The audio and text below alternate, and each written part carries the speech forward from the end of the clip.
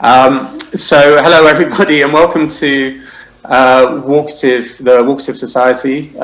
We've taken the opportunity to stage our next series of walks online, which actually gives us a great opportunity to visit a few new cities and get some insight into what's going on in those cities at this moment in time.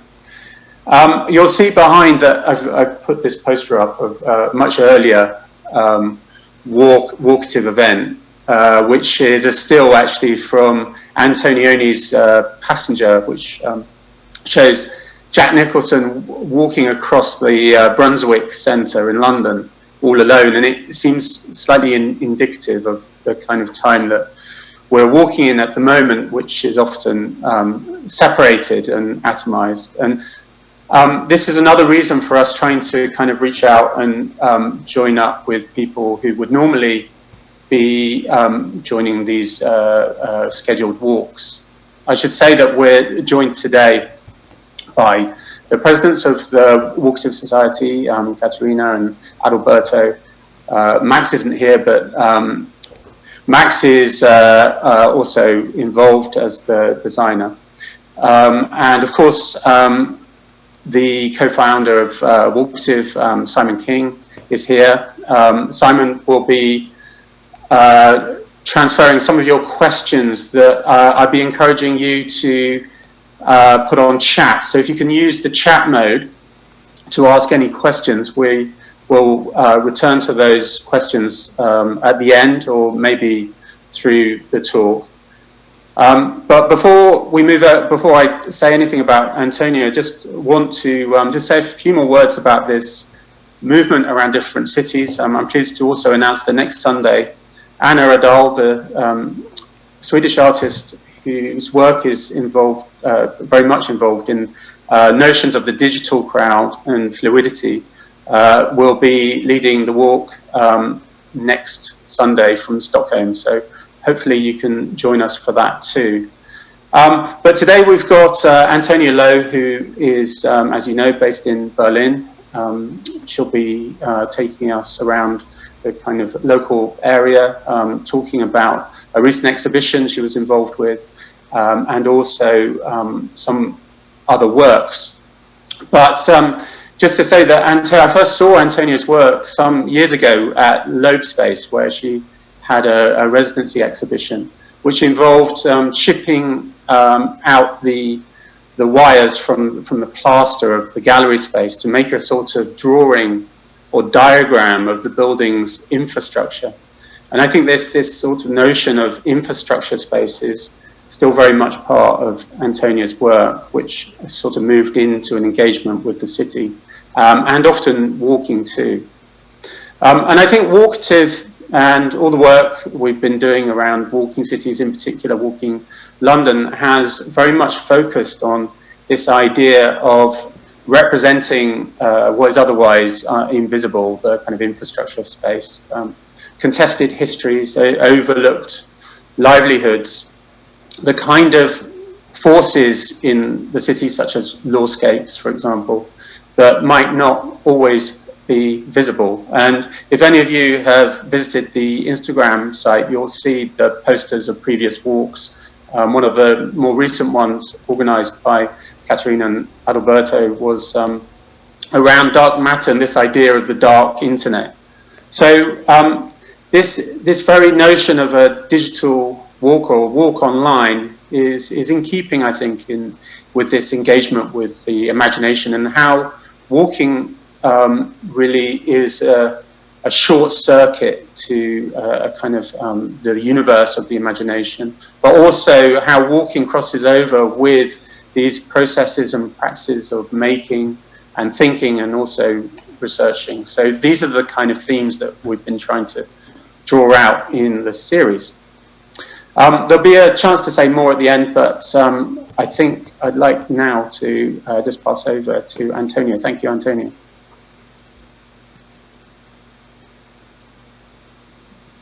Okay, so yeah, thank you very much, Jasper, for this invitation.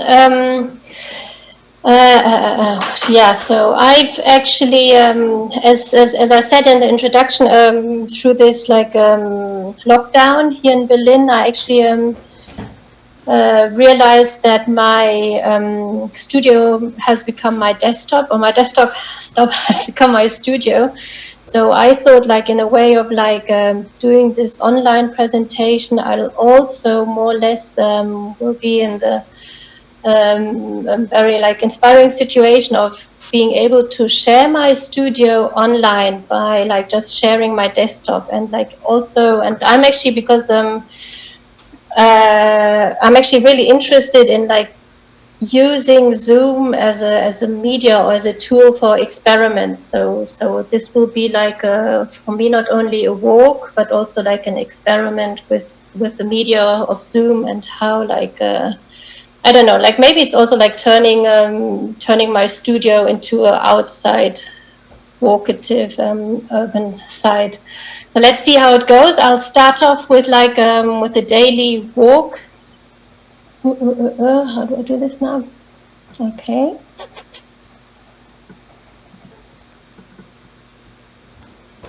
Yeah, okay. So this is here in the back you can see our house. It's the one that's not renovated.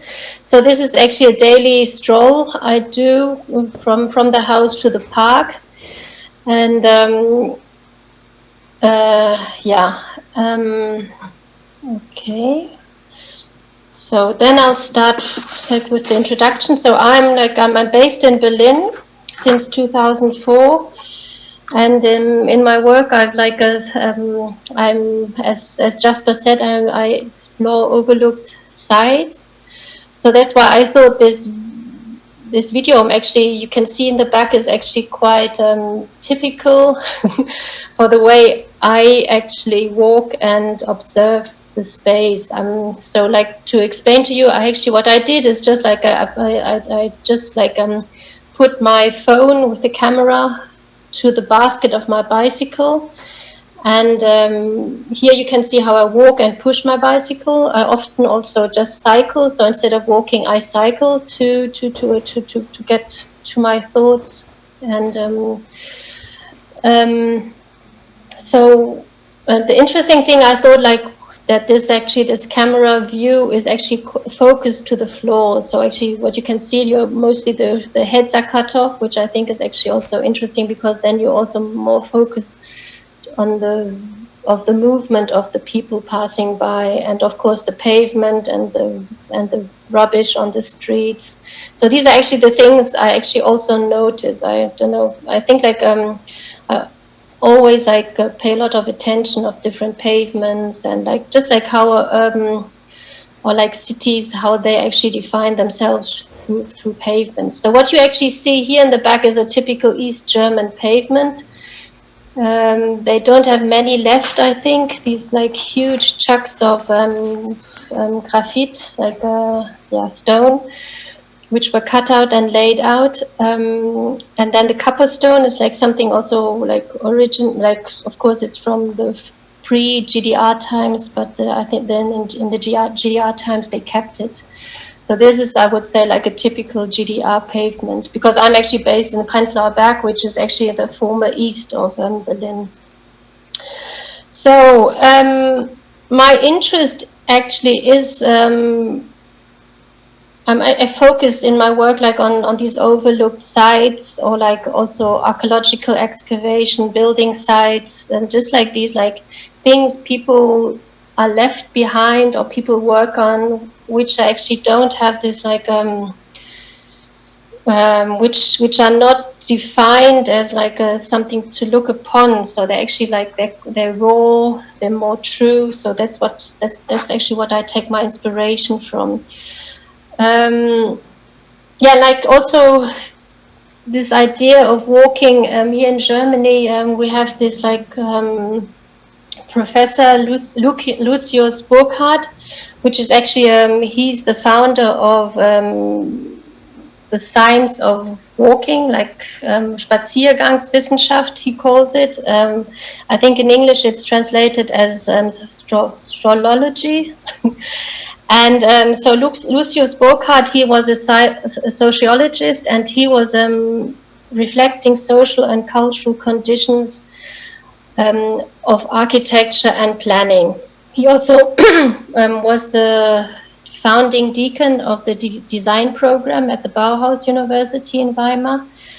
And so he early on, he observed that that knowledge or science actually is quite separated in different knowledges and imagery. And his idea is like by walking, it's like through the movement and by walking and having also this cinematic view of like different imagery, you actually through walking you achieve this ability to combine knowledge. So walking is a cinematographic experience, but it's also like through walking you connect your knowledge. So it's a method of connecting knowledge or combining single sections of knowledge. What happens here in the back? So my iPhone got a bit yeah, you can see now part of my of the basket, of the bicycle basket. Okay. I just have to see what I actually do.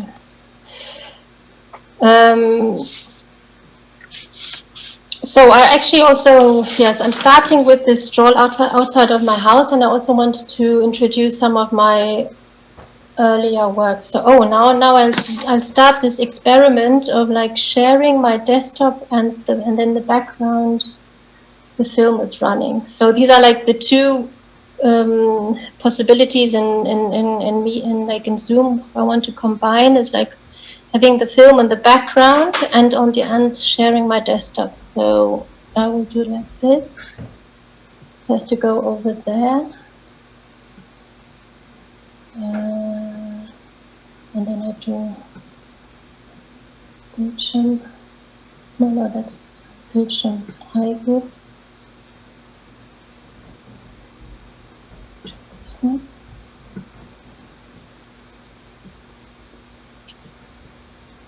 Okay, so what you actually see now is the monitor image of myself with the film. So there's different layers. So I'll start now with the early project. That's also around the time where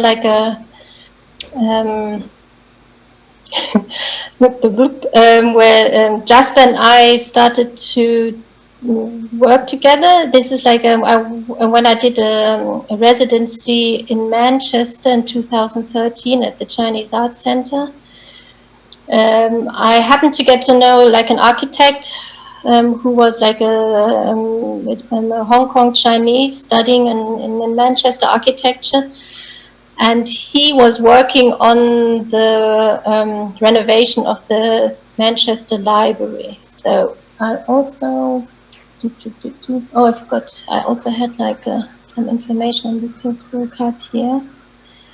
Well, let's go to the Manchester Library. So here, so the Manchester Library, right here. So this was like, so it was designed in 1926, or there was a competition on the Manchester Library, and the winner architect was called E. Vincent Harris. And the unusual design of the building is strongly influenced by visits to American libraries. So the whole thing is like originates of this like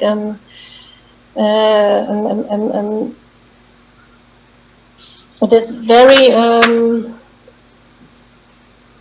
this idea of an open library, open to the public. So it's also very much influenced of this like open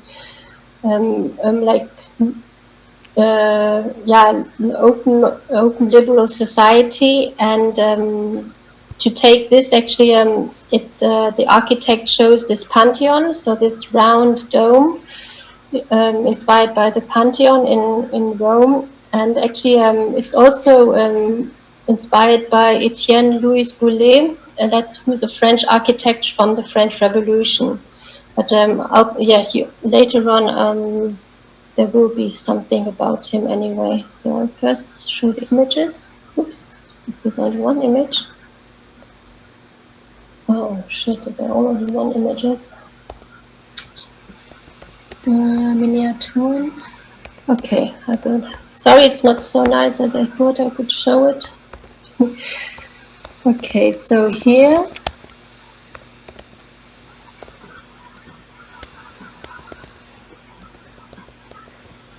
So that's the inside during the renovation. This architect from Hong Kong, he took me into the library while it was renovated, and I was able to take these like hidden photographs of the renovation. So what I was interested with these images as like just the way like situations are hidden and not open to the public, so the complete opposite of the idea of this library. But on the other way, it also has this very raw and true imagery, because you can see like workers working in the library. So okay, the next one.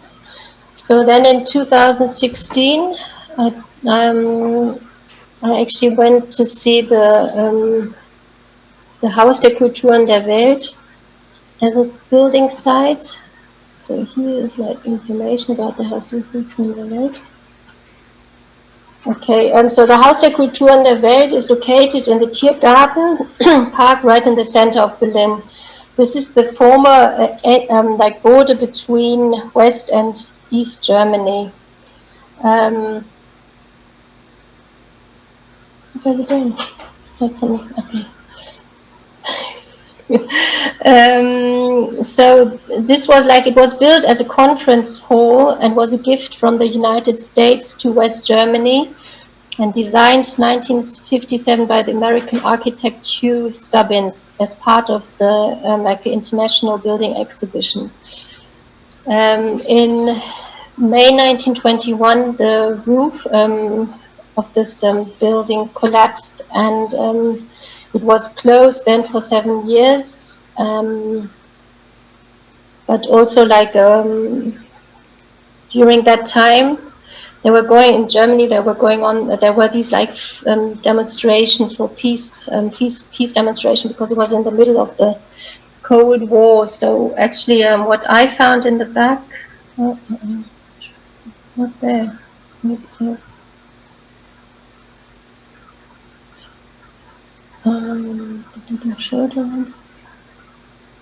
Oh, no, it got lost. Was it there? No.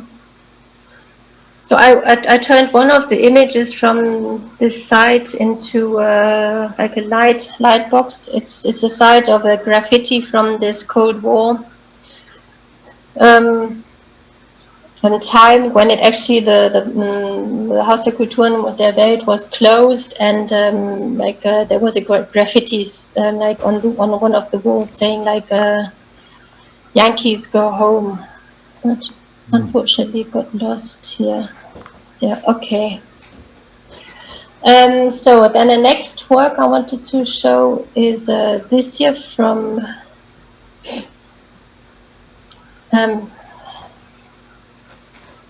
Italy. So this is also where I had a residency, Olevano Romano. Olevano Romano is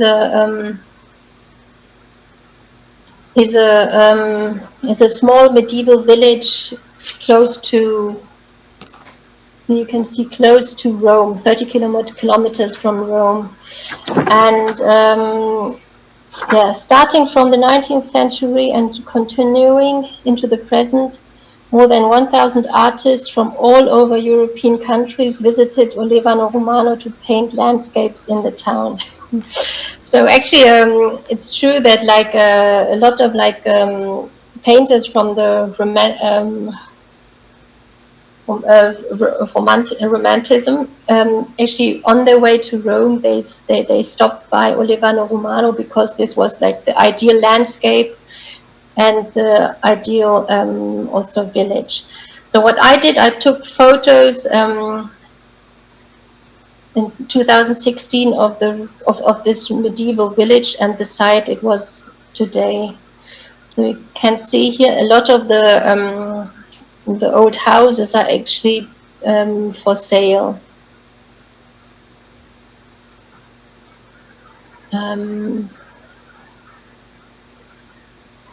So actually, these images, a selection of them, I turned into prints. I printed them on a semi-transparent foil, and took this foil onto showed them in different exhibitions all over the world. So at the ISCP in New York, I presented a few of these foils at a group show at Ginkgo Space in Beijing. And lately now at a show in here in Berlin in the streets of Prenzlauer Berg. Okay, then I'll just I think I'll head on now to this show. So the show, this is, okay. So, so this is the PDF of the show, Die Balkone. It was curated by Joanna Vasha and Övül Durmuzoglu. And these were the participating artists. So they are all living in Prenzlauer Berg. I mean, it's very surprising that in Prenzlauer Berg that there's so many artists still living, because it's one of the most expensive areas in Berlin right now. But some of us we've been lucky to live in very cheap places still. So here you can see the streets of Prenzlauer Berg and where all the artists had shown on the balconies and in the windows some artworks. So the idea of this exhibition was like with the balconies to reach out to the balconies of the world and against the isolation of the virus. So Joanna and Övül, they wrote, right here, also can read it.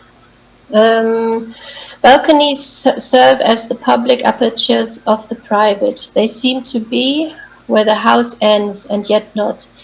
In their political history, they have both been terraces of openness and hope, as well as platforms for authoritarianism and supremacy. Balconies today are the threshold from which we can encounter the world during the confinement of the domestic, which is safe and sound for some, but not for others. They are the emergency exits to take a breath of fresh air, to catch a moment of sunshine or smoke. While our freedom of mobility is on hold, they become unique sites of everyday performance or even civic mobilization. So yeah, maybe I forgot to talk about it, but of course I think it should be present to all that we're now, of course, like everyone is in a situation of a semi-lockdown or lockdown. The pandemic situation asks everyone to stay home. So this was at the height of the pandemic, where like the curators asked to us artists in Prenzlauer Berg to reach out through showing artworks in our windows or on the balconies. So what I did actually, I start with my work because it actually connects to the work of I showed before. So this is actually this is the curtain of the Olevano Romano.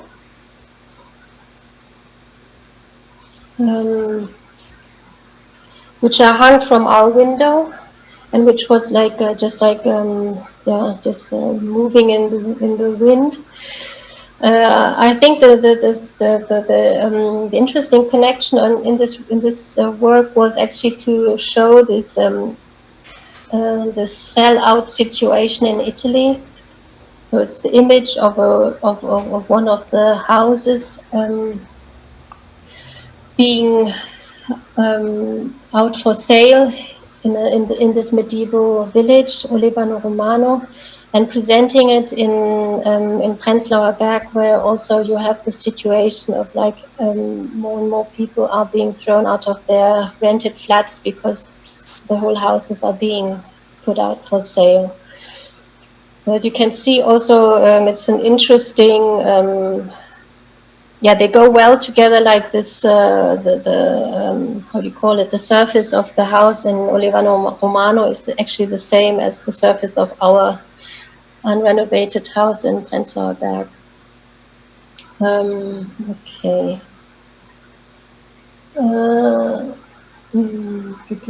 So here I'll show the documentation of the shows.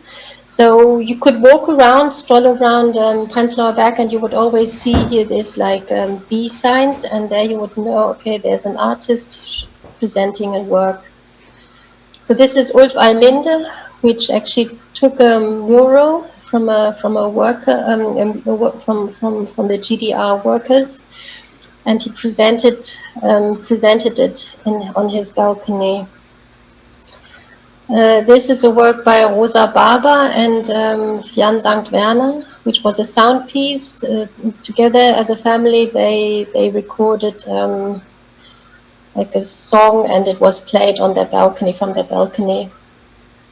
This is a work by Yael Batana, together with Saskia Wendland. They lived together, and they were throwing all like things they wanted to check out, they threw out of the window. So here you can see the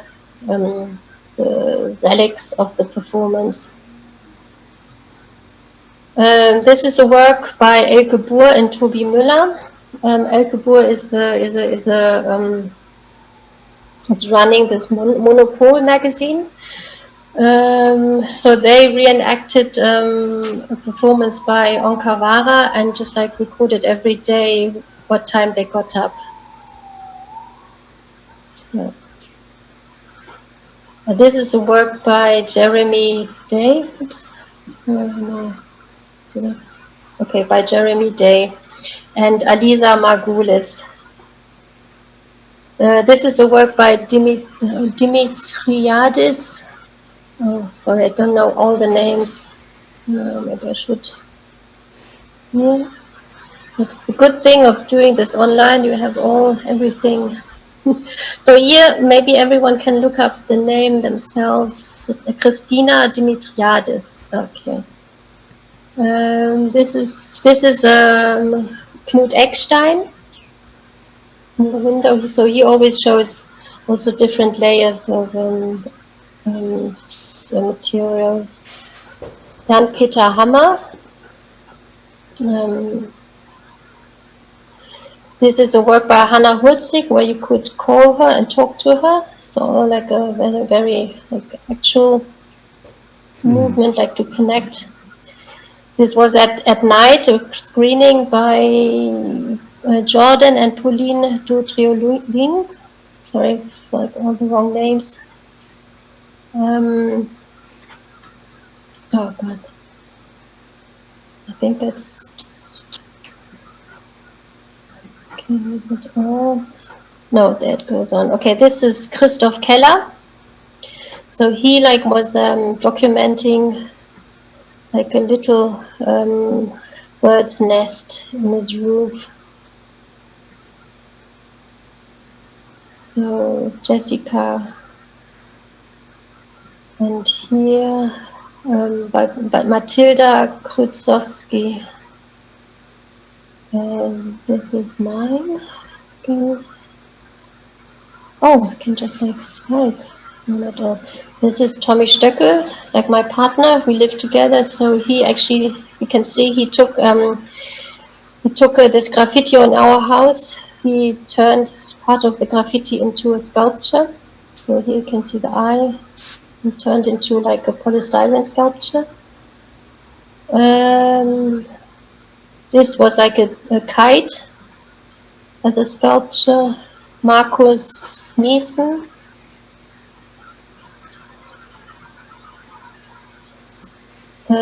So this is a piece I can't show to you, but it was a very nice piece. It was the sound piece of like the birds from Hitchcock played out of from the balcony. This is Sonja Lau. And the swing by Antje Stahl. And this is a window piece by Andrea Pichel, who actually lives here. I think she's from East Germany, and she's been living here the longest. Matra Povida and Anna Vujanovic, a confetti piece. And this was also a very nice piece, not taking place in the windows, but actually you could ring the bell, and then you could actually ask for a book being read out to you. So this is the son, child labor, reading out books. This was also a sound piece by Susanne Sachsen and Mark Siegel. And this is a piece by Raoul Walsh. This also. And this is Christina Würmel. So, okay, so this was the show taking place during Easter in Prenzlauer Berg.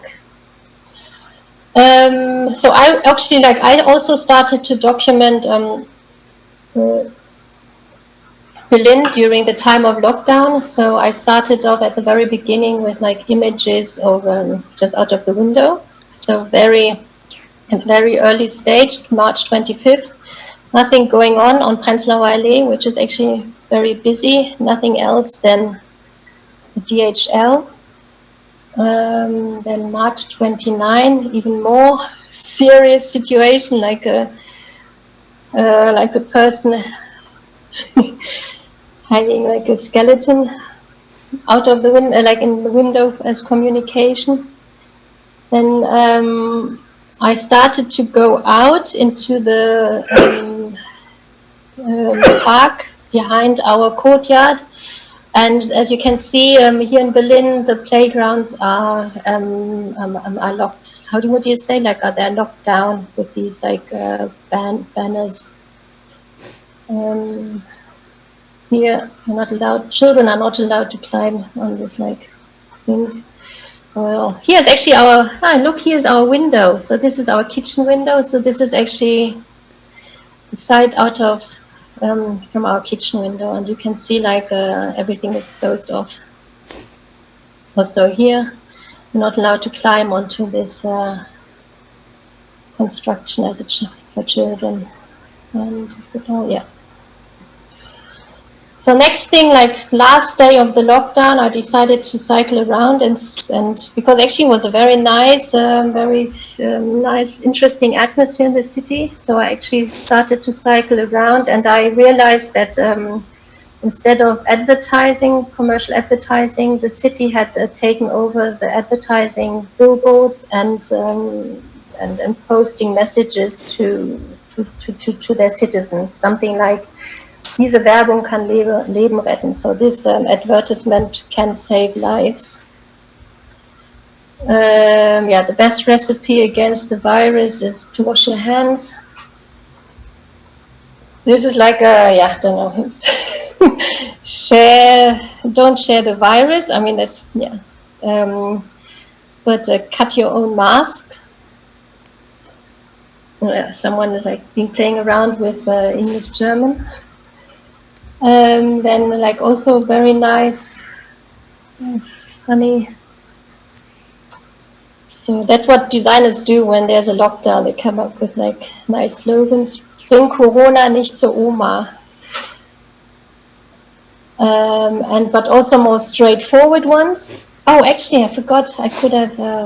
Maybe I should do this. So the interesting thing was that they were all over the city. So not only there, but also here at checkpoint Charlie. Here in front of the unter den Linden. Is the door? Yeah, okay. And here the most direct one, stay at home, in front of the new Humboldt Forum. Also here, this is the Aeroflot building, and here on the streets, Friedrichstraße towards checkpoint Charlie. And here, it's a more nicer version. We hope you don't read this. We hope you don't read this. So it actually, like all over the city, you would just read the same messages. So it was a bit like, like Big Brothers. Like. And then 1 week later, when people were allowed to go out again, so advertising actually started to still work on this situation of the coronavirus shutdown. So here, Dildo King is advertising for their masks.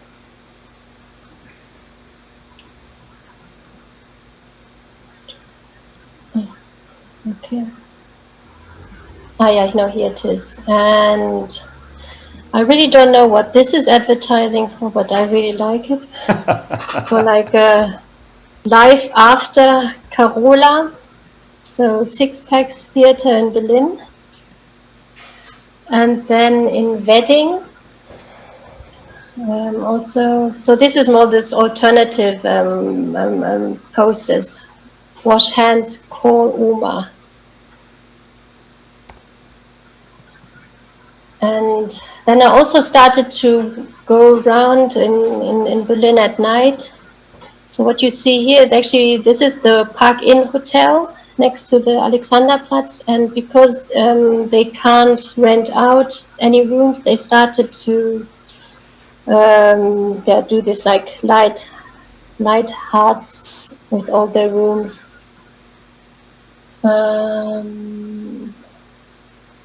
Okay. What also had something about the night situation. Okay, this here. Okay, so the whole thing, as I said, is an experiment. Okay, so here.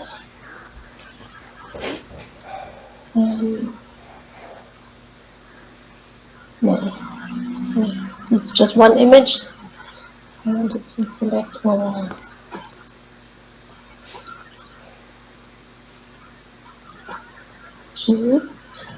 And where is the show? Oh no, here. Okay. So these are other views of the at night.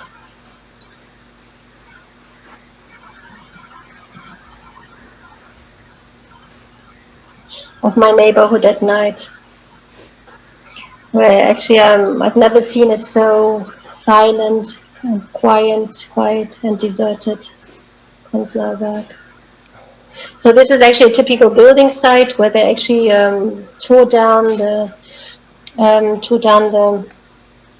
local supermarket and are building like a new building.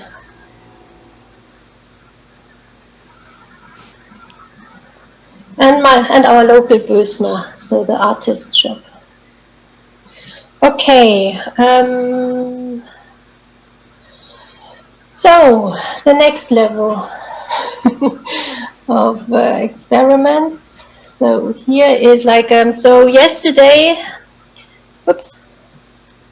I have to do it this way. Okay, yesterday was the first May. There was like this demonstration going on in Germany, and I think it's like the whole lockdown has taken, or like a corona situation, pandemic situation has taken another dimension. So now it's more the dilemma of like, how much can you go out, how much can you meet, how much can like the whole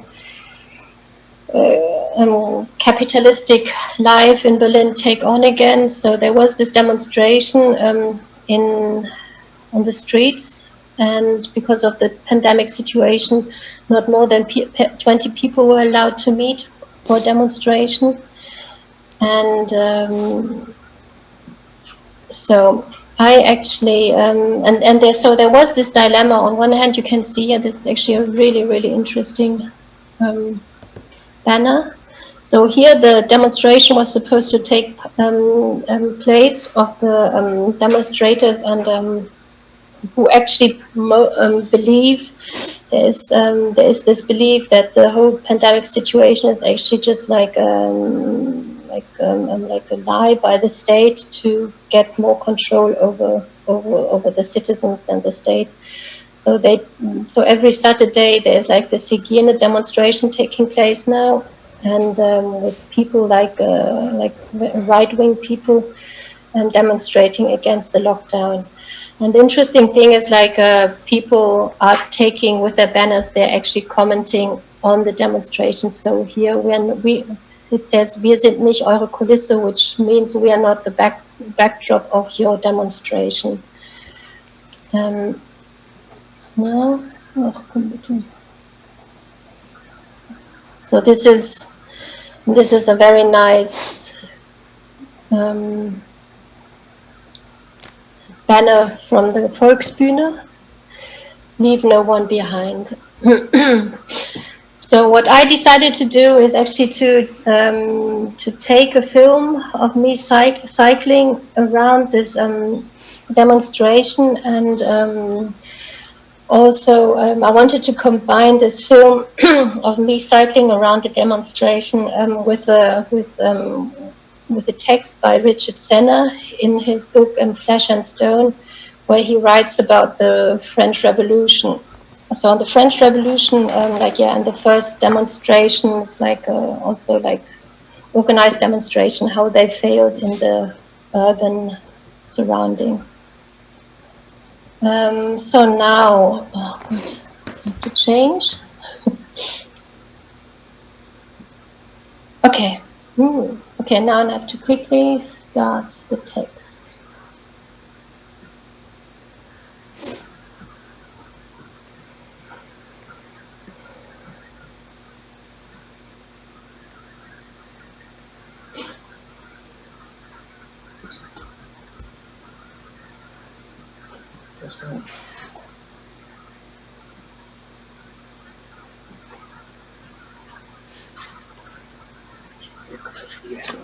Oh, you can't hear it? Liberty, reason, truth are not gods, they are part of ourselves.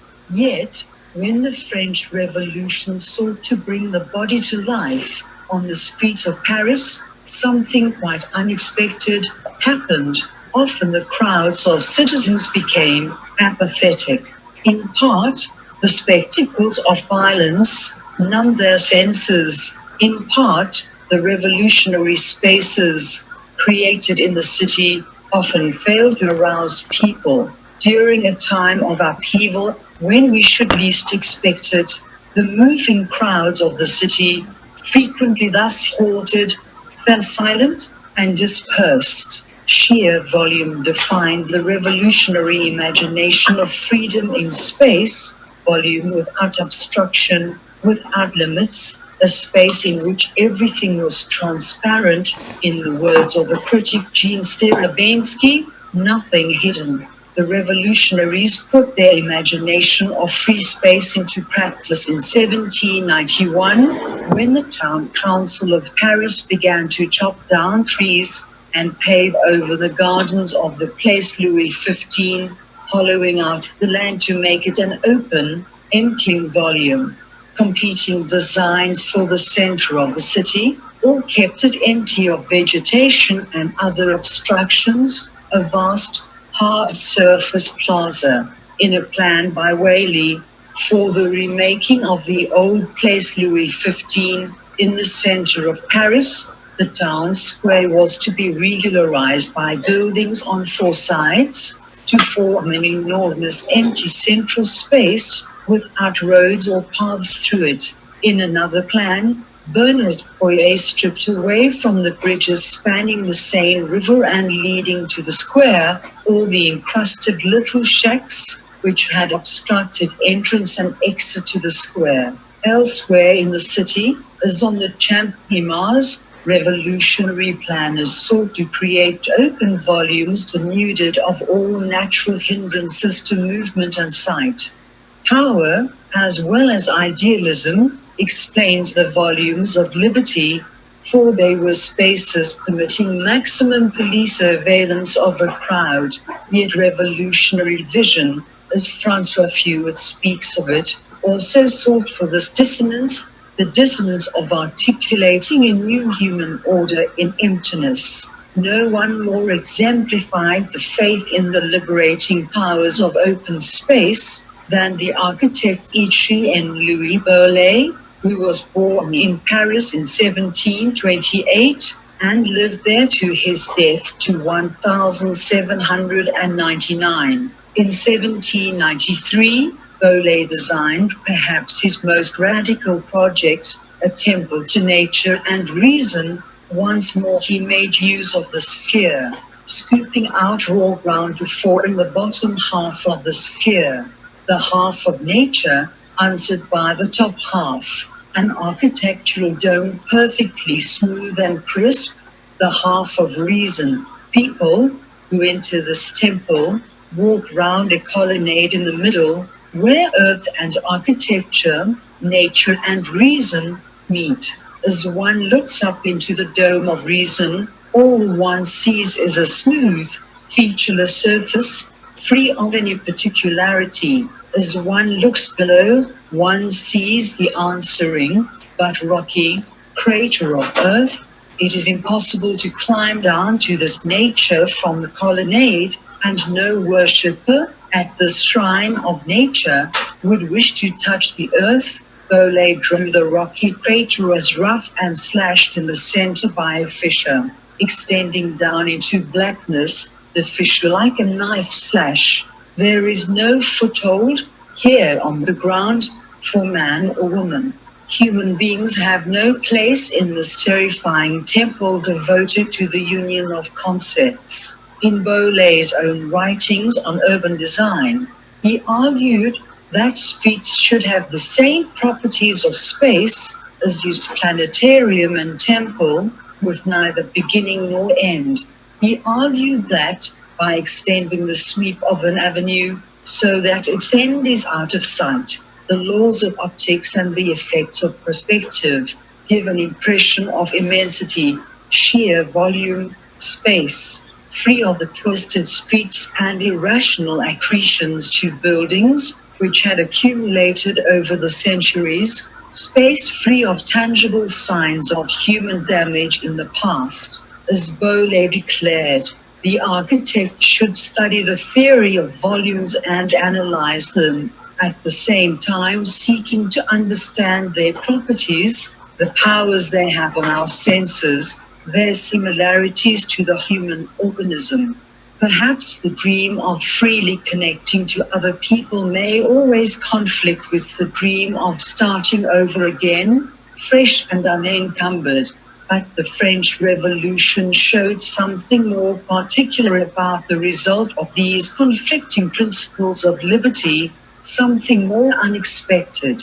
Rather than the nightmare of a mass of bodies running wild together in a space without boundaries, the revolution showed how crowds of citizens became increasingly pacified in the great open volumes where the revolution staged its most important public events. The space of liberty pacified the revolutionary body.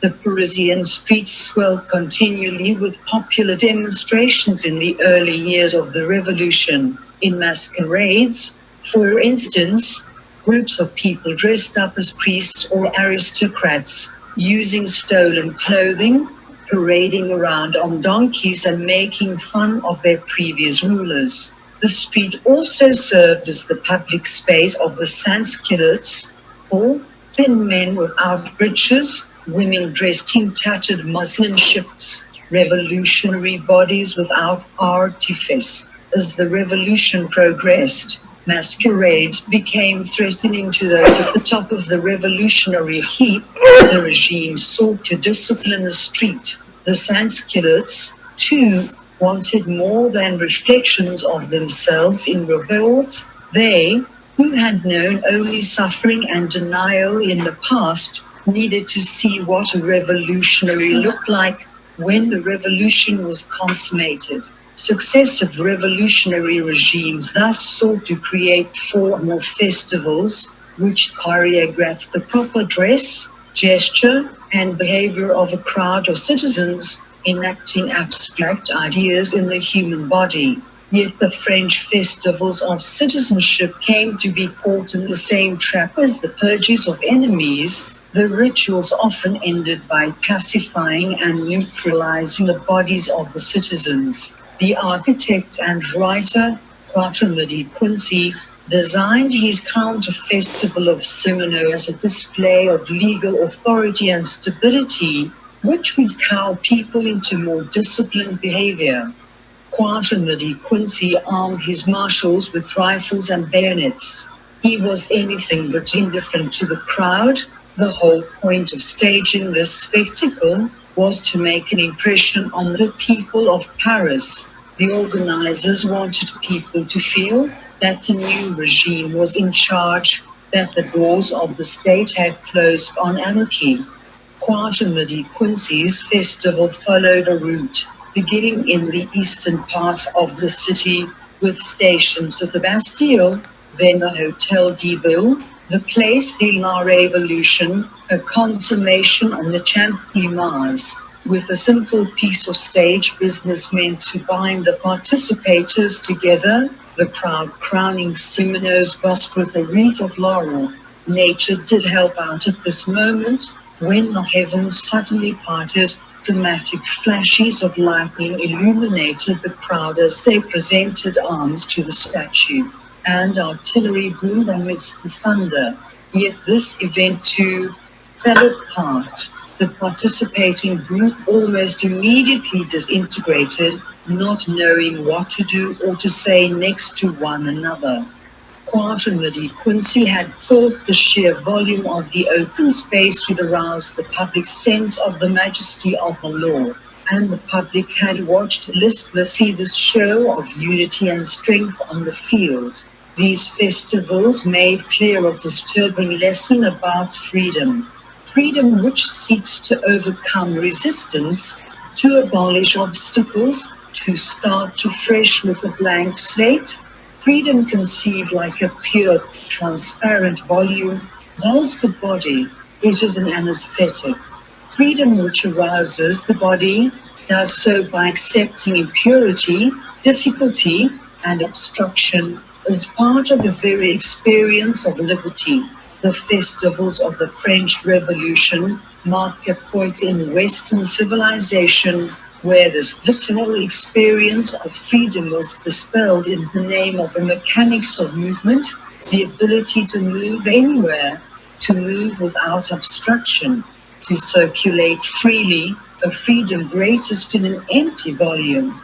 That mechanics of movement has invaded a wide swath of modern experience which treats social, environmental, or personal resistance, with its concomitant frustrations, as somehow unfair and unjust. Ease, comfort, user-friendliness in human relations come to appear as guarantees of individual freedom of action. However, resistance is a fundamental and necessary experience for the human body.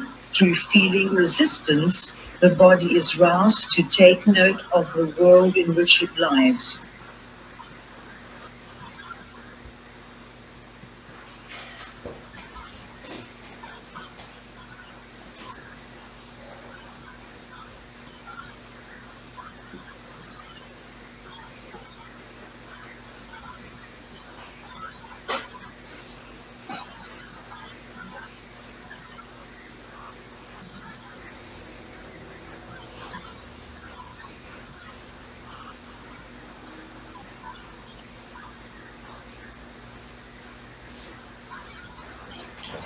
So yeah, so this is the end of the film, and I would suggest. So this is another film where actually I've been walking before the demonstration started. I've been walking down the streets, and so you have this situation of a demonstration, and I think it's now about time to open up for Q&A. I haven't seen any comments so far, but maybe because of my I have to share the thing, don't I? Share screen, and then might be a bit easier to see. So should I stop sharing the screen, or? Yeah, I think it might be easier if you stop. Just in order, because I don't know about other people, but I can't really see the chat. So thank you so much for that, Antonia. That was brilliant, and the kind of layering of images and ideas sort of somehow mimic this this experience of walking the streets. Just in terms of timing, when did you make this video that we're looking at?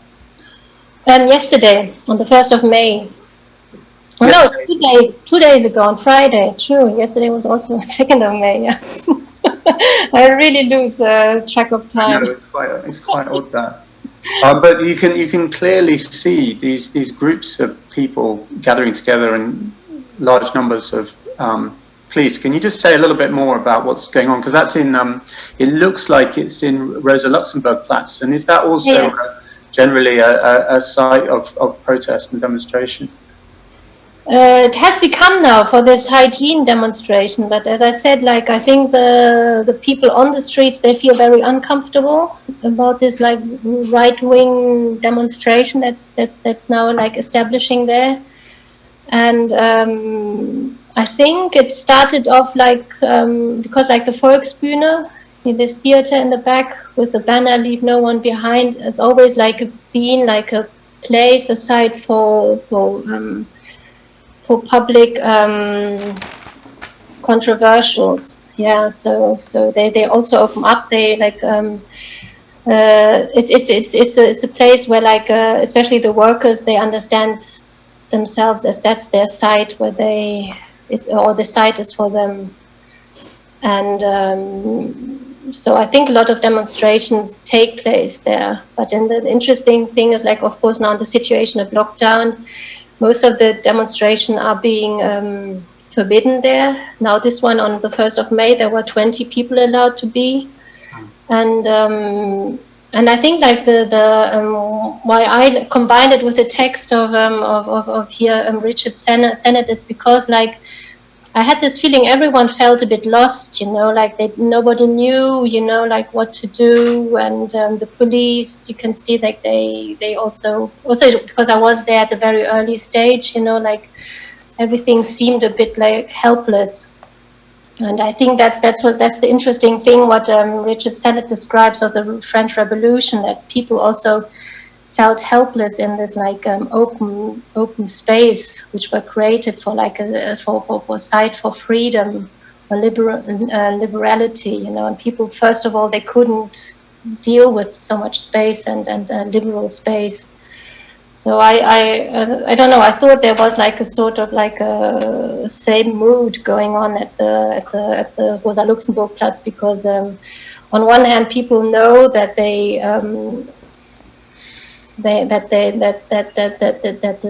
that they can't be, as liberality is being questioned right now because of the virus, and on the other hand,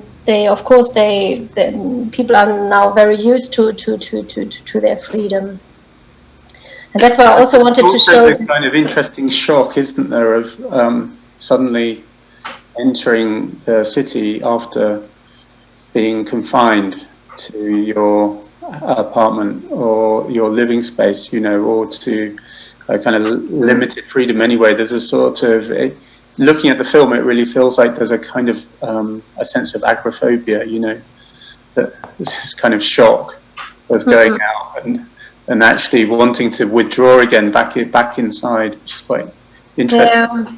The amount of, I mean, the police presence seems kind of completely heavy-handed in relation to this small group, you know, sort of, they don't really know what to do with themselves. There's a photographer there in the background waiting for something to happen, but there's not really anything happening apart from loads of police.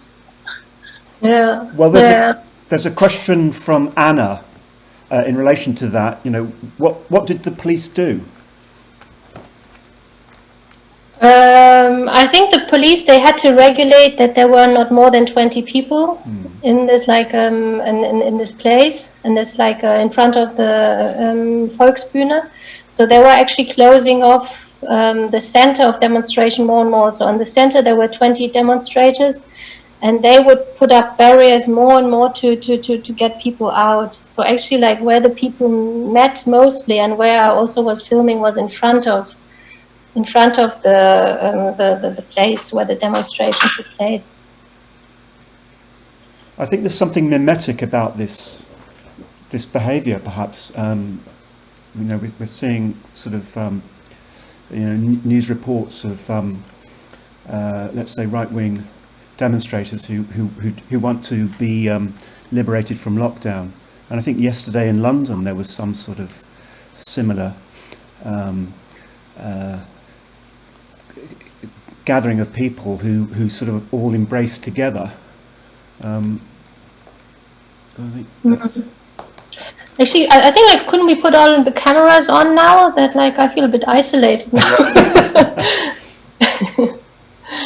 I was wondering, is there anyone, either any of the people listening in, or any of the panel that are here that might want to comment or ask a question? Well, I have that observation. We talked about it briefly a few days ago about maybe we could call it balcony culture. I certainly speak of my experience of London. You know, there are more balconies, and they tend to be the balconies of these new build, you know, apartments. Is there something that's, you know, particularly intrinsic to Berlin balcony culture, in the way of sort of as a, you know, people communicating between balconies anyway?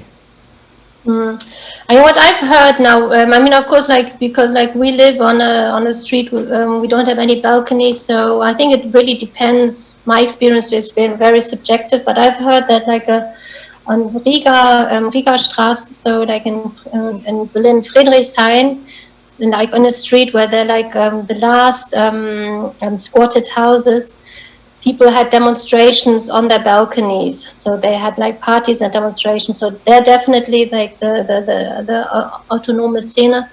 They definitely use the balconies as a way of starting demonstrations. So they're they use the private place, which is in a way goes out to the public. They use for doing their demonstrations. Yeah.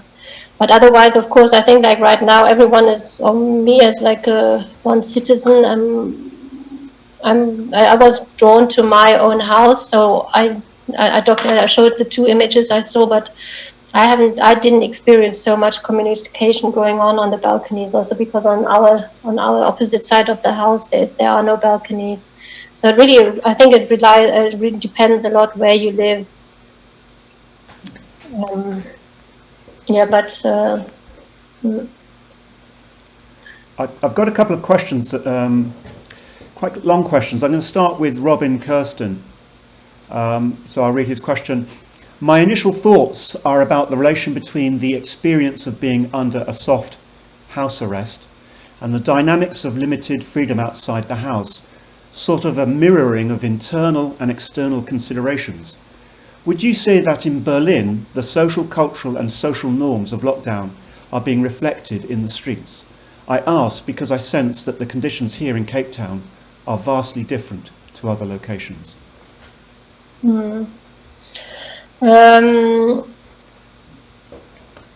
I mean, I think there are a lot of initiatives here in Berlin, like this balcony show, now Die Balkone, the show. I mean, these are initiatives to reconnect or to also show, to not to give away too much feel of freedom. So I think everyone is very, very much aware about the situation, and that like that you're giving in for your like rights of freedom for like something very dangerous like the virus, but on the other hand everyone like tries to still like remain the notion that they don't want to lose this freedom and or their liberal rights of going out.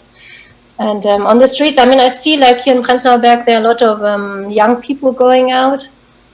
So they are like forming groups and going around at night. So they are the only ones who you see at night, and of course the homeless people. So you also the nights where I go out, I get aware how many homeless people there are. And I think it's also horrible to see that like the Park Inn, the hotels doing this like hard with their window lights, but they also they don't open up really to have the homeless people stay, which like other hotels I've heard have been doing. Mm. So yeah, I think the whole thing is being right now also on the 1st of May is like being negotiated, but I think like people are also not really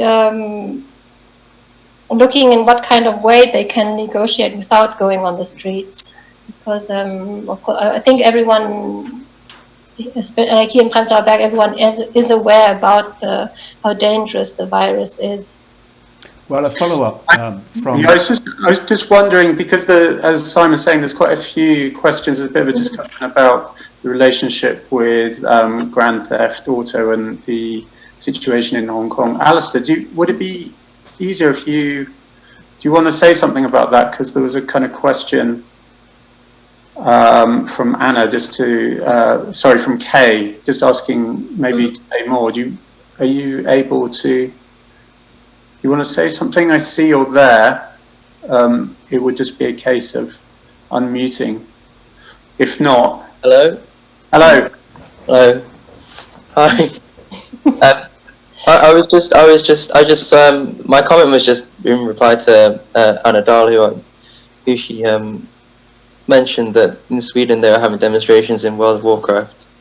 I think it is quite interesting at the moment where the demonstrations are happening, and also I was quite interested in what at the moment there's a lot of, in Hong Kong anyway, there's a lot of the unease about the government pushing through arresting people and pushing through sort of statements and moving things along during using the coronavirus as an opportunity, which is something that you touched upon, Antonia, in happening in Berlin as well. There's a movement against that in Berlin as well. Yeah, I mean, I've also shown this film of like the university in Hong Kong before the demonstration started there. There's like, when was it? I think it was in November or December, where they had like locked themselves into the universities and like also like shut down the streets, the students. Well, I think this is like quite an interesting notion, which I try also to step back from our Western culture and like and the French Revolution, but also to open up and see what's going on in the rest of the world right now. So I think like this Zoom, these like webinars or these Zoom meetings are actually also, they open up to this opportunity to really to connect with or terrestrially connect to see what's going on in the rest of the world. So I'm also very happy that Cape Town, I got a question, and from Sweden and then from Hong Kong. So I think it sounds as if like it's a great opportunity that we can actually like have a dialogue on like what's going on, like how this virus like affects the whole world, and how do we all deal with it differently. Well, talking to Robin a couple of times, he mentioned that the conditions there are quite different in Cape Town. I think there will be hopefully an opportunity for Robin to lead one of these walks online, and it'd be fascinating to kind of get a sense of the comparisons, I think. Well, that's what I think Sally Stenton is sort of asking, and in relation to the idea of dialogue. Her question is, thank you for a fascinating navigation of your screen. You mentioned feeling isolated, and this is my experience of Zoom. Have you had any thoughts about the possibilities with Zoom of connecting us so that we might participate together in a walk? I think this is like reaching out. So this is definitely, as I said, an experiment. I don't see this as like performance, like to you, like how do you call it again? It's more like, I think Zoom actually opens up quite a bit so that we can start a dialogue on communicating. And I think that of course it has also like its boundaries, but on the other hand, I think like a big a good thing about like these online meetings is actually that they can operate worldwide. So I met 1 month ago, so I actually with a friend we did a Zoom birthday party, and it was actually quite interesting that like the longer the evening went, the more people actually connected from Canada or so. So actually, like it had like other possibilities. On one hand, you feel isolated, but on the other hand, you suddenly like you can connect with like people like in Canada or like in New York. Or so this actually open has different opportunities, which I think is like worth experimenting with now. There was a question, just quickly, because there's a few questions coming up, just from Pat asking about your use of soft materials, such as foil and fabric. She's asking if you could say a bit about that. Oh, that's yeah. I mean, that's I think like when I use this material, I always want to reconnect with material in a way. So I want to definitely also make the viewer or the spectator of my work aware about the materiality they're looking at. Because also now, I mean, we're communicating digitally, but of course there's still the screen, So that's why I also thought this like using this. Virtual background is actually, in a way, creates a sort of strange surface. Yeah, as you can see. Look, so I always am aware about like how is the visual or the tactile feeling of something. So of course, it's always like good to be aware that you're looking at a screen now, and if I put my thumb here, then it will get more and more greasy at the time. Yeah. See, I created a nice filter now. Almost psychedelic, right? Yeah. Kay is asking a question which I think is opening it up a little bit to the co-hosts, if they have anything that they would like to say. In relation to resistance, to control, virtually, such as through video games and Zoom, versus a physical walk and window and balcony displays. I don't know if Katrina, you've been thinking about that. No. Jasper. It's a fascinating question, Kay. I think it's interesting. It's something that seems to actually have emerged for me anyway, through the experience of watching Antonia talk about the balconies in relation with this background that looks, seeing this constant moving background. I really feel like I'm sort of in a video game or digital universe. I'm not sure about this relationship. I don't know the answer to that. I'd be curious to know what you think, Kay, really. It's not something I've considered before. What do you think, Antonia? Oh God, I'm completely. I stepped out a bit now. What was the question? What do you think about the resistance to control stroke government virtually versus video games, Zoom? Sorry, versus physical walls, windows, balcony displays. So the kind of virtual versus the physical as kind of modes of resistance. Yeah, I mean, it's definitely quite a challenge, because on the other hand, of course, you have this echo chambers, this bubbles. So I also think like the more like the resistance, how do you make sure that like showing resistance online on a digital way, you don't end up in a small little bubble of resistance or like an echo chamber. So like I think we're quite dependent still on like a neutral press, you know, that like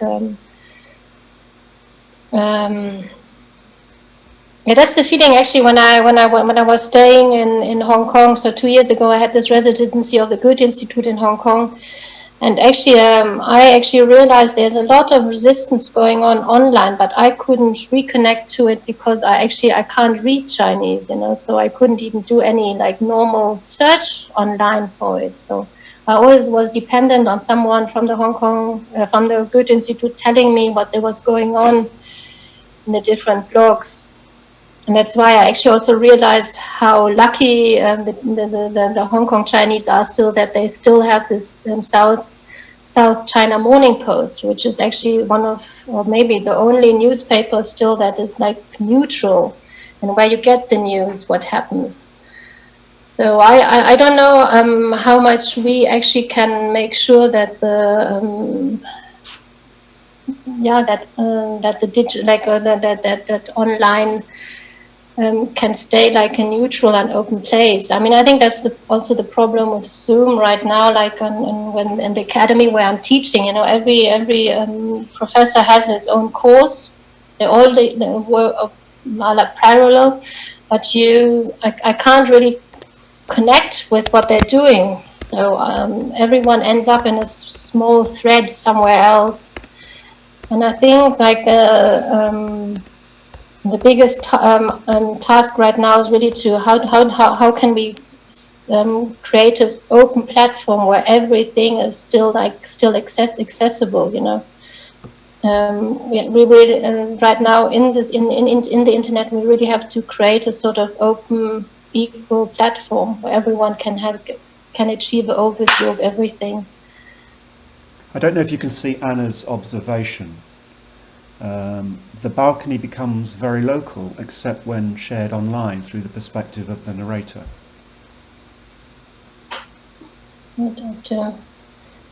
Oh, sorry, I've lost my cursor. Okay. So yeah, no, okay. I've asked us to say a little bit more about that. I think it's an interesting point. I mean, I think what I'm taking from what Anna's asking is that the balcony is kind of transformed almost through this presentation into a kind of global universe. You know, what Zoom is doing is making the local a kind of global phenomena and changing its kind of status, if you like. It's interesting also to hear your, like Anna's saying, your narration of the balconies. You know, it kind of, and it sort of links to this other question about this kind of theatricality of the interface that Lawrence was asking. You know, here that this idea of the interface becoming a sort of inherently metonymic and metaphorical phenomena, but also kind of theatrical.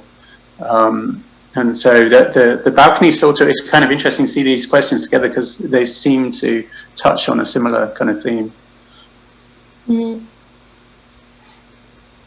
Yeah, I think right now we're in a situation of verbalizing our experiences. You know, I think like every one of us is just like in the middle of experiencing the different situation and we're gathering our experiences right now. So I also think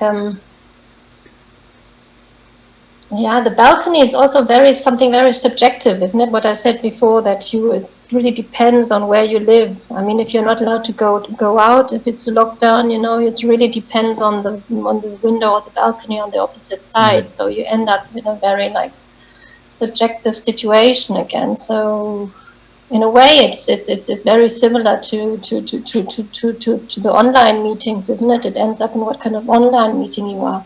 But how do we get an overview? How do we get an overview from all the balconies? How do we get an overview from all the online meetings that are going on? I think that's something someone has to something has to achieve a bird's view of all the balconies and all the Zoom meetings.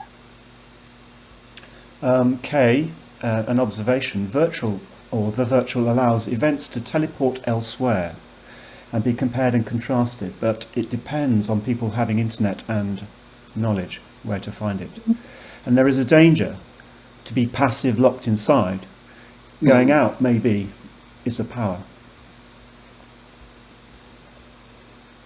Yeah, I mean, it's definitely the same situation as the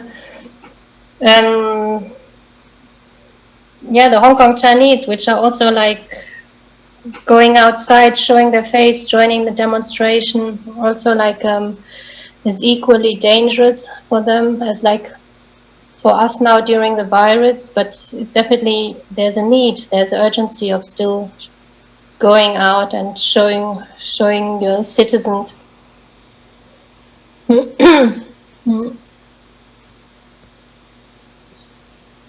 Very good. Okay. The last question from Robin sort of follows on about this idea of the kind of the window space as a sort of theatricality, but also interface between public and private. It's a sort of mapping of the outside. It's interesting.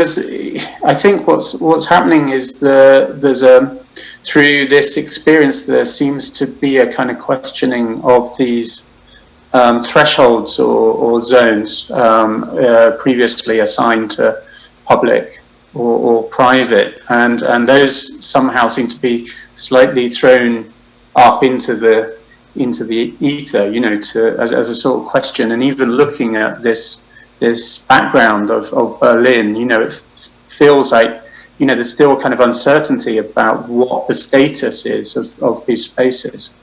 That's kind of interesting.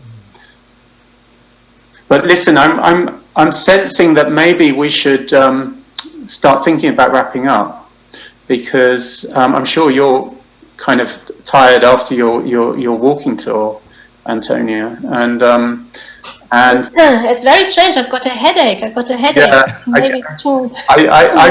a slight headache from moving around the streets.